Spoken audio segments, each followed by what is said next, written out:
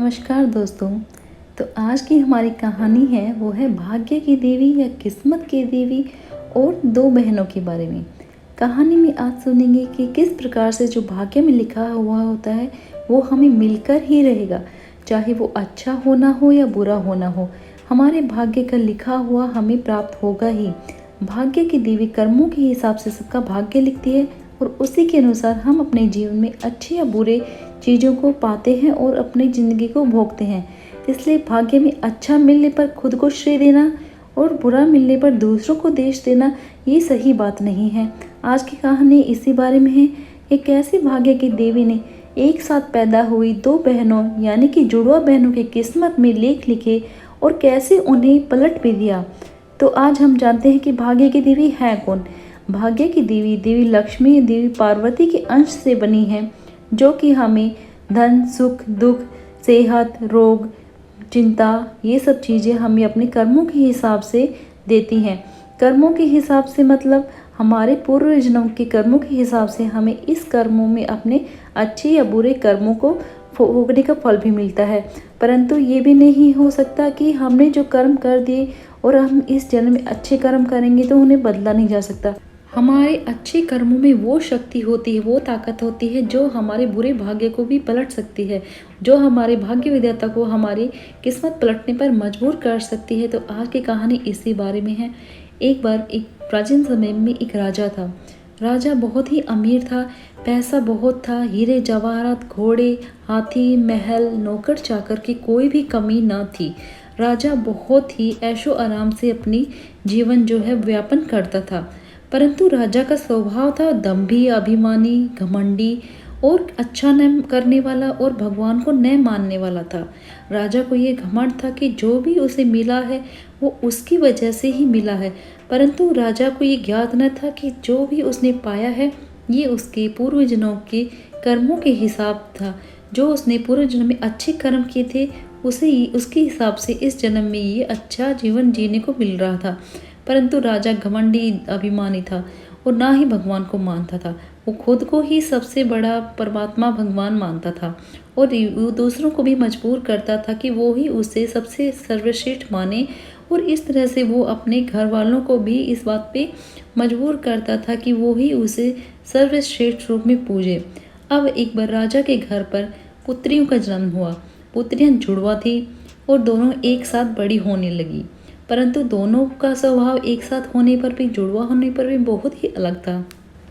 दोनों बहनें जुड़वा तो थी पर उनके स्वभाव में जमीन आसमान का फर्क था।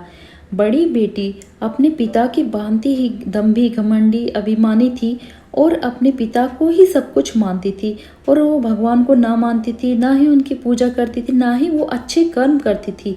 उसे सब कुछ जो मिल रहा था परंतु फिर भी वो भगवान को ना पूजकर अपने पिता को ही सब कुछ मानती थी। इस तरह से और जो छोटी बेटी थी वो अपने पिता से बिल्कुल अलग थी, अपनी बहन से बिल्कुल अलग थी। वो बहुत ही शांत स्वभाव की थी, भगवान को मानने वाली थी, अपने अच्छे कर्मों को करती रहती थी और किसी से कोई भी शिकायत न करती थी। इस तरह से दोनों बेटियां बड़ी होने लगी। एक दिन घमंडी अभिमानी राजा ने अपनी दोनों बेटियों को अपने पास बुलाया और प्यार से उनको पास में बिठाया और उनसे पूछने लगे कि तुम्हें यहाँ पर कोई कमी तो नहीं है, तुम मेरे साथ में खुश हो मेरे महल में। तो दोनों बेटियाँ कहने लगी हाँ पिताजी हम बहुत खुश हैं। अब राजा को लगा कि ये सही मौका है जब उसे अपनी बड़ाई सुनने को मिल सकती है। तो उसने दोनों बेटियों से पूछा, अच्छा तुम मुझे एक बात बताओ, जो तुम्हें सब कुछ मिल रहा है ये ऐशो आराम का जीवन, जो भी सुख सुविधाएं नौकर चाकर पैसा धन दौलत जो भी मेरे पास है जो तुम भोग रही हो, तो ये बताओ तुम ये कहाँ से मिलता है, तुम किसके भाग्य का खाती हो। यह सुनकर बड़ी बेटी झट से बोल उठती है, पिताजी मैं तो आपके भाग्य का खाती हूँ, आपकी वजह से मुझे सब कुछ खाने को मिलता है। इतना नौकर चाकर पैसा धन दौलत महल और इतनी सुविधाएं हैं, ये तो मुझे आपसे ही मिलता है। आप ना होते तो मेरा क्या होता, मुझे तो ऐसा कुछ मिल भी ना पाता। अपनी बड़ी बेटी की मुंह से इतनी प्रशंसा सुनकर राजा खुशी से फूल न समाया। अब बारी थी छोटी बेटी की, तो उसने छोटी बेटी की तरफ मुख करके यही प्रश्न पूछा कि तुम बताओ कि तुम किसके भाग्य का खाती हो। तो अब छोटी बेटी समझदार थी, भगवान को मानने वाली थी और इस तरह से उसने अपने पिता के प्रश्न का उत्तर देते हुए कहा पिताजी, मैं अपने भाग्य का खाती हूँ। जो भी मुझे सुख या दुख मिला है वो मेरे भाग्य के अनुसार ही मुझे मिला है, मेरे कर्मों की वजह से मुझे मिला है। अगर कुछ अच्छा होता है तो इसका श्रेय मैं खुद को नहीं दूंगी, अगर मेरे जीवन में कुछ बुरा होता है तो इसका दोष मैं दूसरों के ऊपर नहीं मढ़ूंगी। तो ये सब मेरे भाग्य का ही खेल है, मेरे कर्मों का खेल है जो मुझे मिला है, चाहे वो अच्छा है चाहे बुरा। इस तरह से उसके प्रश्न की उम्मीद उत्तर की उम्मीद राजा को ना थी, तो राजा गुस्से से भर उठा। अब चूँकि वो बेटियां थी, वो तो राजा कुछ ना कर सका। उसने सोचा कुछ दिन के बाद मैं यही प्रश्न दोहराता हूँ तो देखता हूँ कि अब ये क्या उत्तर देगी। कुछ दिनों के बाद राजा ने फिर से अपनी दोनों बेटी को बुलाया और फिर से उसने वही प्रश्न कर डाला कि बताओ तुम किसके भाग्य का खाती हो। अब बड़ी बेटी तो झट से फिर से बोल पड़ी, पिताजी मैं तो आपके भाग्य का खाती हूँ, आप ना होते तो क्या होता। इस तरह से उसे पता था उसे अपने पिता को किस तरह से खुश करना है, पर बुरी बुरी प्रशंसा करके, बड़ाइयाँ करके, चाहे वो झूठी ही हो। इस तरह से उसने अपने पिता को खुश कर दिया।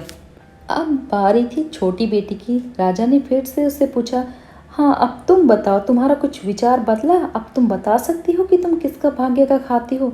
छोटी बेटी ने फिर से वही उत्तर दिया, पिताजी मैं तो अपने भाग्य का खाती हूँ, चाहे वो अच्छा हो बुरा हो।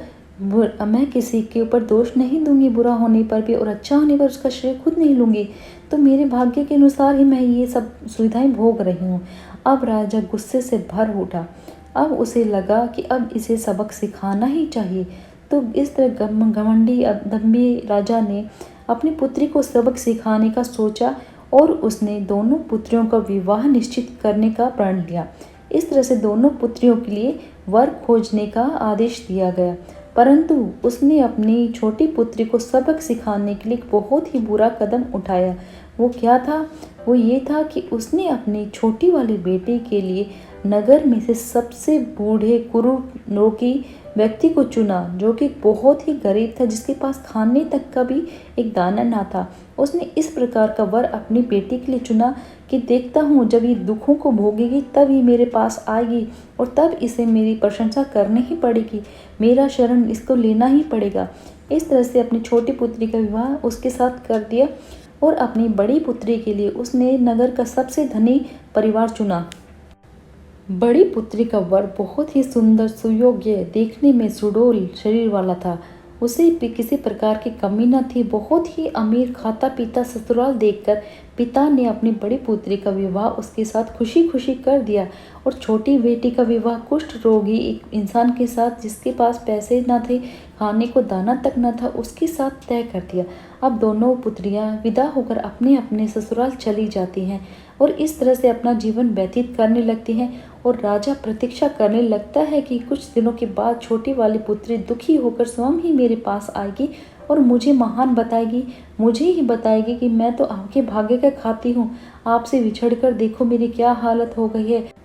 अब छोटी वाली बेटी को अभी भी अपने पिता से किसी प्रकार का भी कोई दोष नहीं था। उसे ये लगा कि चलो ये मेरे कर्मों का ही कोई फल होगा जो मुझे भोगना है, तो मुझे इसे खुशी खुशी से स्वीकार करना चाहिए।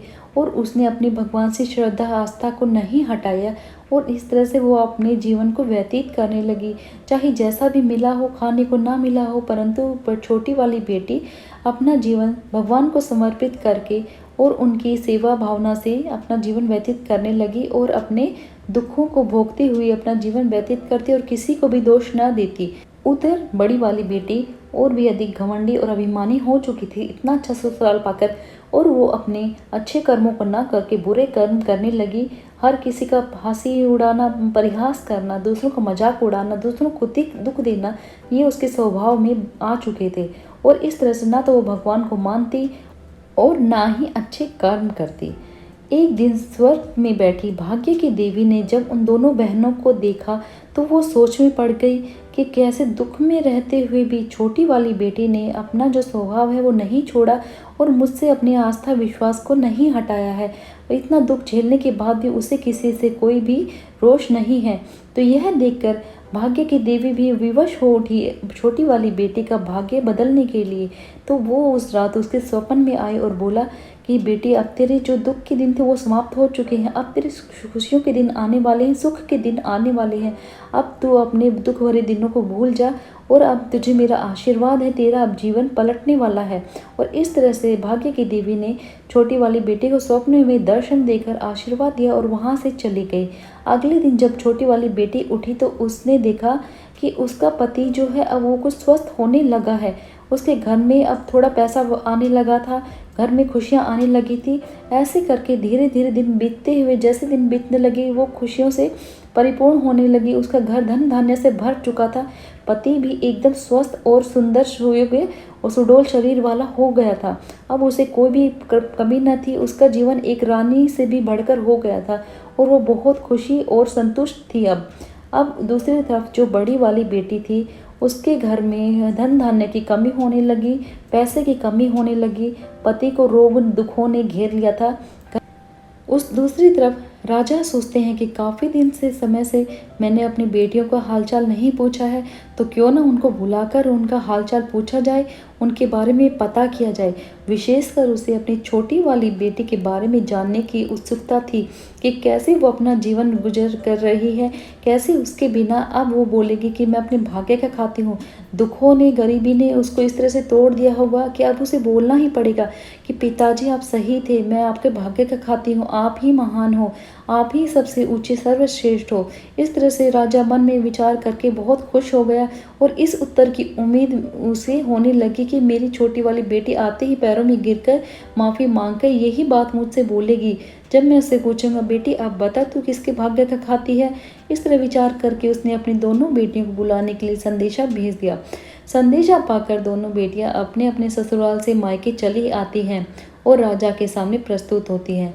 वहाँ पर राजा दोनों एक पुत्रियों को एक साथ देखता है तो ये क्या देखता है, यह है क्या, जिस बड़ी पुत्री को उन्होंने बड़े संपन्न घर में भेजा था, धनवान घर में, जहाँ पे धन धान्य की कोई कमी न थी, वहाँ पर वो उनकी पुत्री जहाँ पर स्वराज कर रही थी, सुखी थी, ये उसे क्या हो गया था। अचानक से उसकी ये हालत कैसे हो गई। वो तो एकदम फटी हालत में थी, दयनीय हालत में थी, बिल्कुल गरीबों वाली हालत में थी। उसका पति भी रोग से ग्रस्त था और सही से खड़ा भी ना हो पा रहा था और पुत्री की हालत बहुत ख़राब थी। उसके चेहरे से उसकी आभा जा चुकी थी, बिल्कुल ही गरीबी की हालत में थी। तो दूसरी तरफ उसकी छोटी वाली पुत्री, जिसको उसने एक रोगी व्यक्ति को दिया था, जिसने को ऐसे घर में दिया था जहाँ पे खाने को दाना तक न था, अब वही पुत्री गहनों से लदी वहाँ खड़ी है और उसका पति भी रोग मुक्त हो चुका था, सुडौल शरीर वाला हो चुका था। तो राजा यह देखकर बहुत ही आश्चर्य में पड़ जाते हैं। अब उन्होंने पूछा कि ये कैसे हो गया, क्या हो गया, सोच में पड़ जाते हैं। तो छोटी वाली बेटी अपने पिता की इस मासिक तिथि का पता लगा लेती है और वो कहती है कि पिताजी, मैं इसलिए बोलती की थी कि सब मनुष्य अपने अपने भाग्य का खाते हैं। आपने मेरे साथ जो किया उसका मुझे बिल्कुल भी दुख नहीं है और ना ही मैं इसे आपका दोष मानती हूँ। ये तो मेरे भाग्य का एक हिस्सा था जो मैंने खुशी खुशी स्वीकार कर लिया। आप बचपन से ही मुझसे पूछते आए थे, इसलिए मैं बोलती थी कि हम अपने भाग्य का ही खाते हैं और अपने भाग्य के अनुसार ही अपने कर्मों को झेलते हैं। तो आप ये देख सकते हैं कि इतना दुख होने के बाद भी किस तरह से भाग्य विधाता ने, भाग्य की देवी ने मेरी किस्मत को पलट दिया। बस मैंने अच्छे कर्म नहीं करने छोड़े थे, शायद उसी का परिणाम है कि भगवान ने, देवी ने खुश होकर मुझे ये किस्मत प्रदान की है। तो पिताजी आप इसका दुख बिल्कुल ना मनाएं, मैं इसका दोष आपको नहीं देती हूँ। मैं अपने जीवन से खुश और संतुष्ट हूँ और आगे भी रहूँगी, चाहे मुझे दुख मिले या सुख। इस तरह से देखकर राजा अपना सर पकड़ लेता है। उसे समझ में आ जाता है कि चाहे एड़ी चोटी का जोर लगा लो, पर हम किसी के भाग्य को नहीं बदल सकते हैं। भाग्य में जो होना होगा वो होगा। हम चाहे जितना भी प्रयास कर ले, किसी से उसका भाग्य नहीं छीन सकते। हाँ, एक बात तो तय है कि हम अगर अपने कर्म अच्छे रहेंगे, अगर हम भगवान से अपनी आस्था ना हटाएंगे और अपने अच्छे कर्मों को अपने जीवन में लागू करेंगे, तो हो सकता है कि वो हमारे अच्छे कर्म भगवान को विवश कर दे, भाग्य की देवी, किस्मत की देवी को इतना विवश कर दे कि उन्हें भी स्वयं हमारा भाग्य पलटना पड़ जाए, उसे अच्छी किस्मत में बदलना पड़ जाए। तो ये कहानी आपको कैसी लगी है? अगर कहानी अच्छी लगी है तो लाइक और शेयर कर देना और चैनल को सब्सक्राइब भी कर लेना। आगे आपको और भी अच्छी अच्छी कहानियाँ सुनने को मिलेंगी। तो आप सभी का कल्याण हो, भाग्य की देवी, किस्मत की देवी सबके दुखों को हर लें और सबको सुख ही सुख प्रदान करें। इस उम्मीद के साथ मैं कहानी को संपन्न करती हूँ।